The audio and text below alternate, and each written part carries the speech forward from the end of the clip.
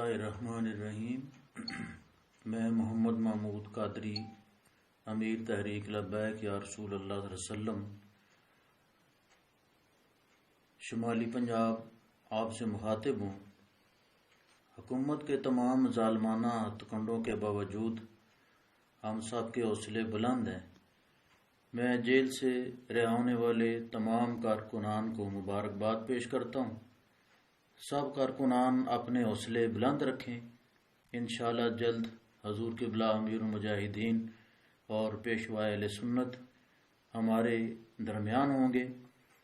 اور میں حکومت وقت کو بھی یہ پیغام دینا چاہتا ہوں کہ وہ اپنے جبر و ستم کا سلسلہ بند کرے اور ہمارے قائدین سمیت تمام کارکنان کو رہا کریں۔ حضور قبلہ امیر المجاہدین اور پیشوا اہل سنت کی صحت کے حوالے سے بھی ساری قوم متفکر ہے۔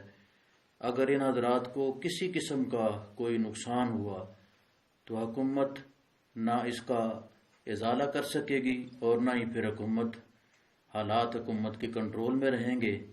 سارے کارکنان مزید جاں فشانی کے ساتھ تحریک کے کام میں مصروف رہیں اور تحریک کا کام جاری رکھیں۔ لبیک لبیک لبیک یا رسول اللہ۔